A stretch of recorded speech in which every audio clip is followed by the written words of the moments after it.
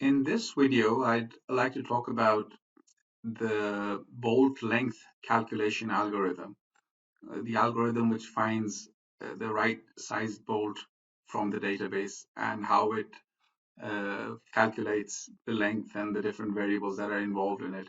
So let me begin by saying that this is a very simple example in which we have two plates. The thickness of each plate is 10 millimeters. And then we have the top flange of an I-beam, and the thickness of the flange is about 10.7. So we have a thickness of about 10 plus 10 plus 10.7, so about 31 millimeters.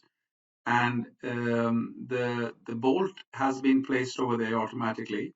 And if I were to double click on the bolt and go to the selected bolt data, we can see that a bolt of length 55 millimeters has been selected automatically by the program.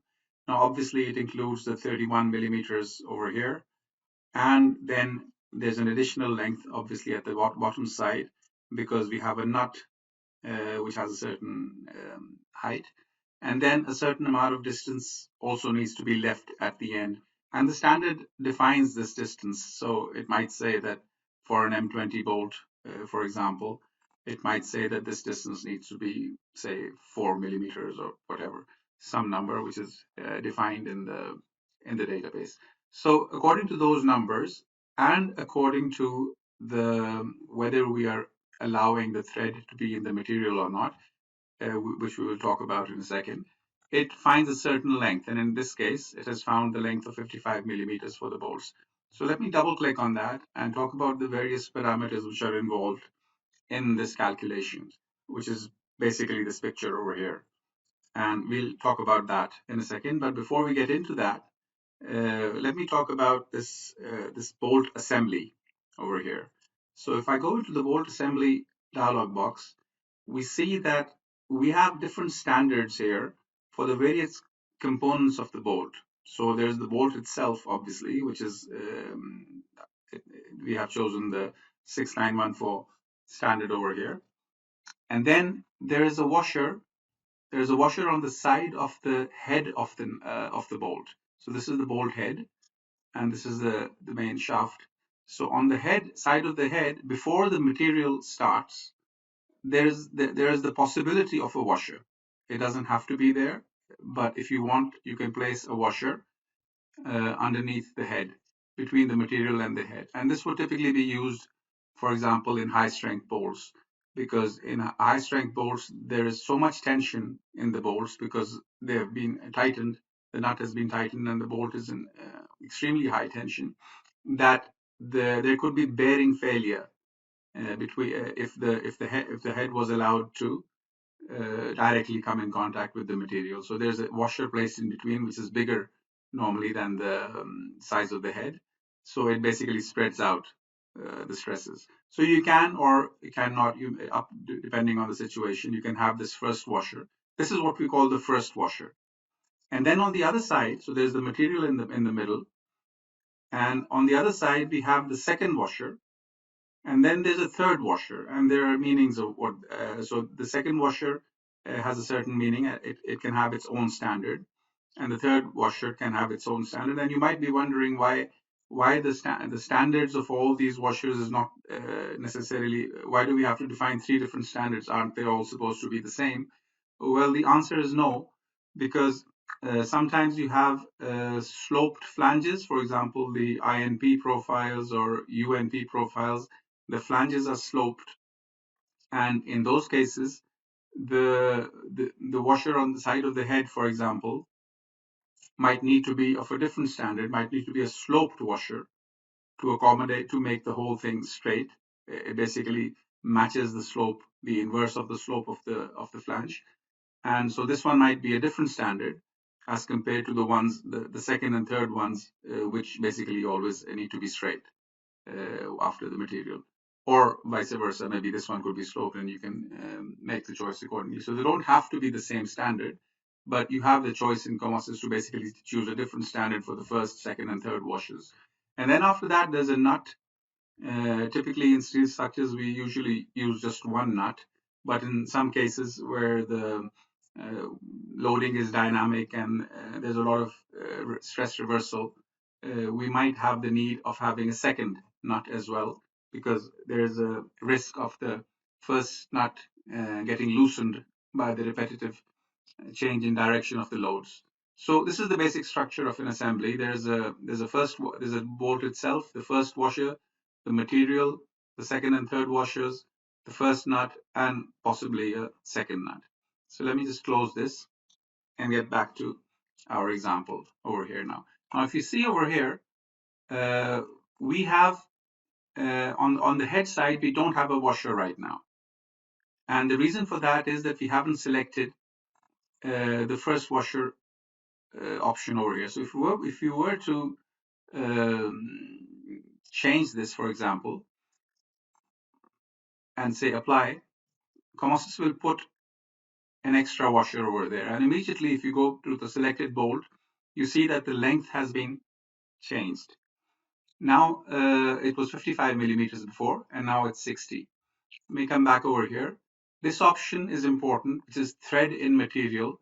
What it basically says is that are we allowing the thread in this bolt to cross into the material? So this is the material, the plates, the plate 1, the plate 2, and the top of the flange, they represent the material which is bolted together.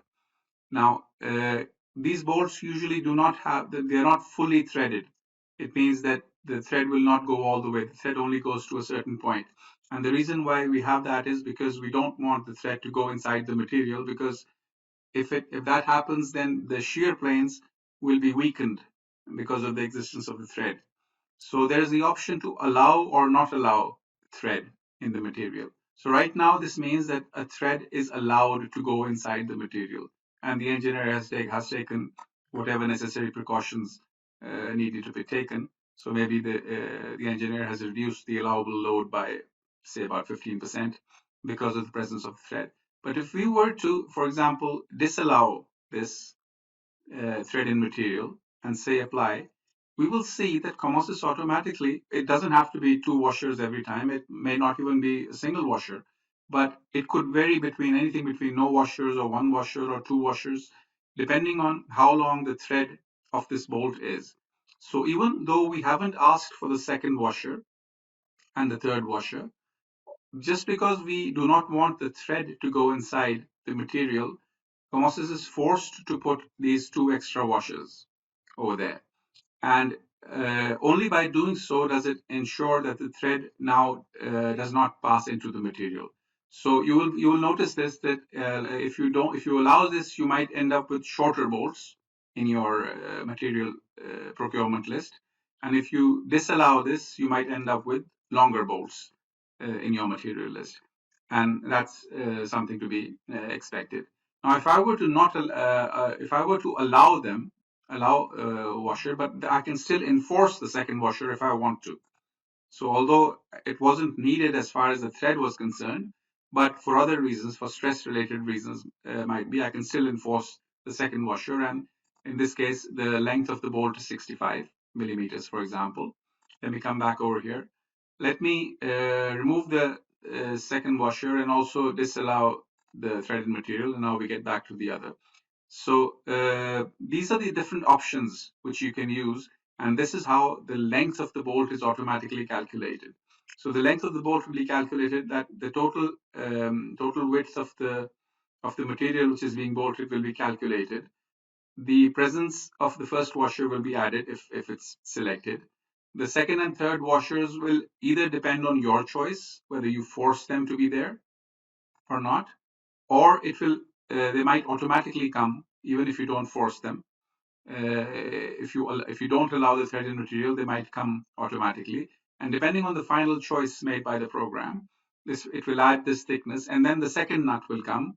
And after that, it needs to leave a certain length at the end, and then all this data will tell the program what the appropriate length of the bolt should be.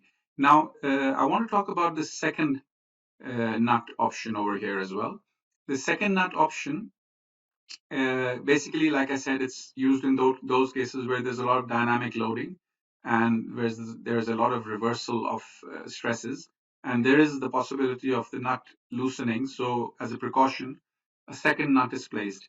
Now, if I were to place a second nut directly, we will have a problem.